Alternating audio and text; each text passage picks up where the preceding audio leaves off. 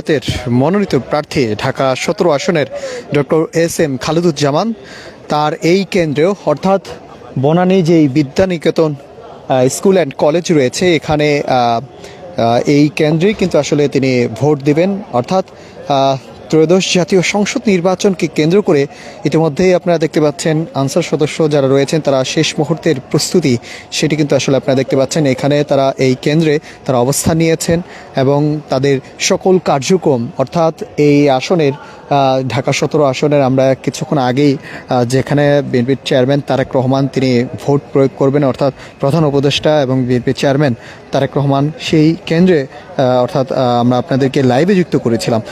এখন আমরা রয়েছি বিদ্যানিকেতন যে স্কুল অ্যান্ড কলেজ রয়েছে এখানে জামায়াতের যে মনোনীত প্রার্থী ডক্টর এস.এম. খালেদুজ্জামান তিনি ভোট দিবেন।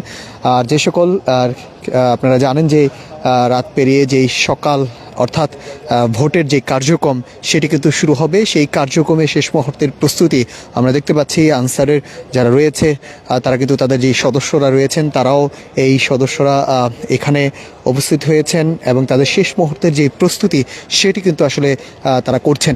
এবং আপনাদেরকে আরেকটি বিষয় আপনাদেরকে জানিয়ে রাখি অর্থাৎ সকাল নাগাদ কিন্তু আসলে যখনই শুরু হবে আমরা যে তথ্য হাতে পেয়েছি যে এস.এম. খালেদুজ্জামান তিনি ভোট দিবেন এই বিদ্যানিকেতন যে বনানী স্কুল অ্যান্ড কলেজটি রয়েছে এইখানে তিনি সকাল ৭টায় অর্থাৎ সেই সকাল ৭টায় কিন্তু আসলে তিনি নির্বাচন এখানে ভোট দিতে আসবেন।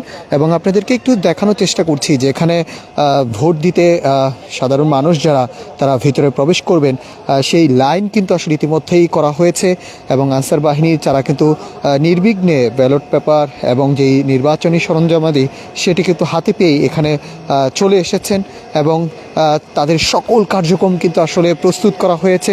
প্রতিটি কেন্দ্রে কিন্তু আসলে যে কক্ষগুলো রয়েছে নারী এবং পুরুষ ভোটারদের জন্য সেই কক্ষগুলো ইতিমধ্যেই তারা সকল কার্যক্রম সেটি কিন্তু আসলে শেষ করেছে। আপনাদেরকে যদি একটু দেখাই যেই কেন্দ্রগুলো যে আসনগুলোতে অর্থাৎ এখানে করা হয়েছে সেই কেন্দ্রগুলো কিন্তু ইতিমধ্যেই গোপন কক্ষ থেকে শুরু করে যেখানে ভোট প্রয়োগ করবেন সেই ভোট প্রয়োগ কিন্তু আসলে ইতিমধ্যেই তারা কিন্তু প্রস্তুত করেছেন এবং সেই প্রস্তুতির বিষয়টি কিন্তু আসলে আপনাদেরকে দেখানোর চেষ্টা করছি। এবং এই ঠিক এইখানে কিন্তু আসলে যারা ভোট দিতে আসবেন যেই গোপন কক্ষ রয়েছে এই গোপন কক্ষে কিন্তু আসলে সাধারণ মানুষ যারা এই আসনের যারা ভোট কেন্দ্রে রয়েছেন তারা কিন্তু এই কক্ষে কিন্তু আসবেন এখানে ভোট দিবেন।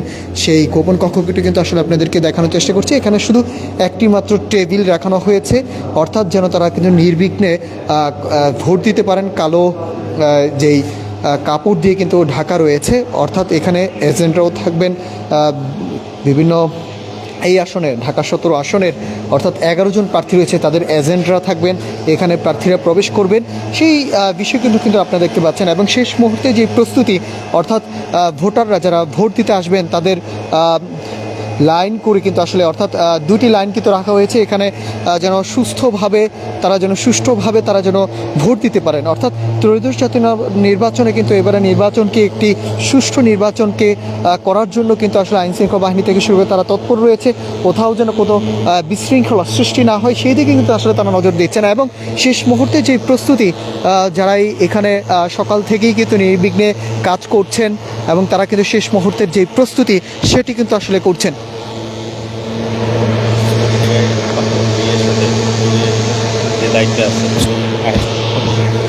আমরা এখানে যিনি দায়িত্বে রয়েছেন সকল কার্যক্রম তাদের শেষ হয়েছে কিনা তাদের কতটুকু প্রস্তুত রয়েছে এবং তারা তাদের যেই এখানে যাদের যেই সকল কর্মীরা রয়েছেন তারা সকল যেই ভোট কেন্দ্র যেই প্রস্তুত সেটি করা হয়েছে কিনা সেটি কিন্তু আসলে আমরা তাদের সাথে কথা বলবো।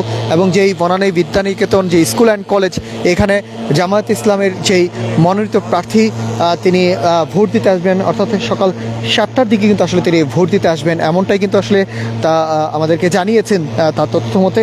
সেই বিষয়টি কিন্তু আসলে ইতিমধ্যেই কিন্তু শেষ মুহূর্তে যে প্রস্তুতি সেটি কিন্তু আসলে আপনি দেখতেই পাচ্ছেন যে তারা প্রস্তুতি নিচ্ছেন এবং দীর্ঘ 17 বছরে অনেকেই কিন্তু আসলে ভোট দিতে পারেননি।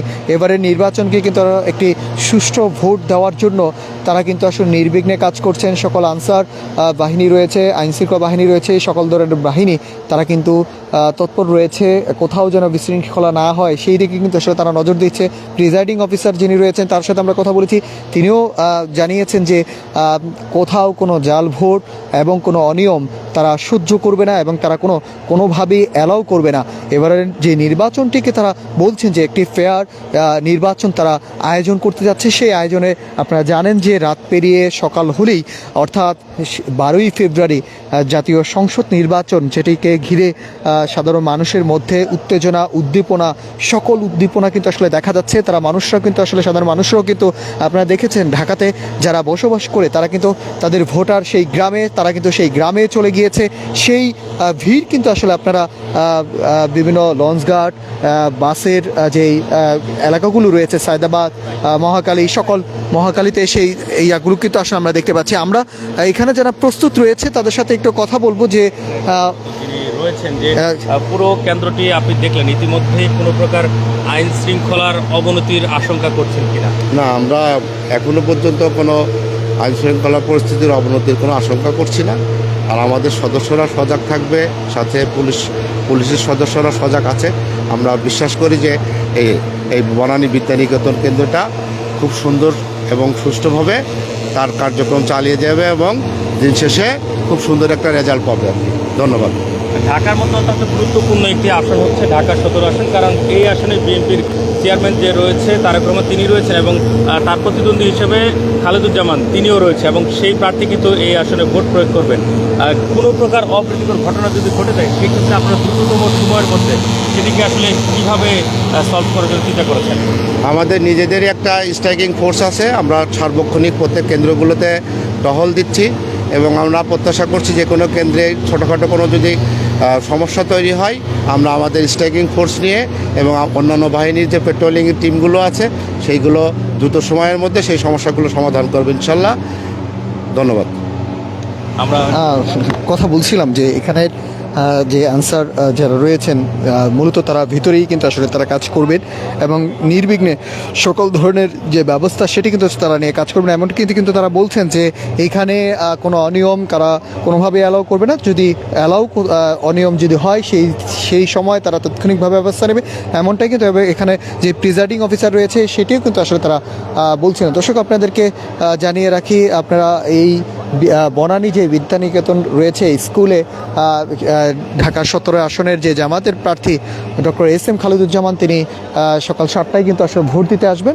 সেই বিষয়টি কিন্তু আসলে আপনারা দেখছেন এখানে সকল ধরনের যেই নির্বাচনী পরিবেশ সেটি কিন্তু আসলে প্রস্তুত করা হয়েছে। আইনশৃঙ্খলা বাহিনী থেকে শুরু করে সকল ধরনের বাহিনী তারা কিন্তু আসলে তাদের এই প্রস্তুতি সেটি কিন্তু আসলে চোখে পড়ার মতো না। এবং আমরা পুরো কেন্দ্রটি কিন্তু আসলে ঘুরে দেখেছি যে যেখানে কোথাও কোনো অনিয়ম বা কোথাও কোনো যেই সৃষ্টি যারা করবেন তাদেরকে কিন্তু তাৎক্ষণিকভাবে তারা ব্যবস্থা নেবেন, এমনটাই কিন্তু আসলে আমরা দেখেছি। এবং আমরা আইনশৃঙ্খলা বাহিনী থেকে শুরু করে প্রিজাইডিং অফিসার তার সাথেও আমরা কথা বলেছি, তিনি জানিয়েছেন যে এই আসনে কোথাও কোনো অনিয়ম বিশৃঙ্খলা তারা অ্যালাউ করবে না এবং তারা বরদাস্ত করবে না এবং সকল ধরনের ব্যবস্থা তারা তাৎক্ষণিকভাবে নিতে পারবে।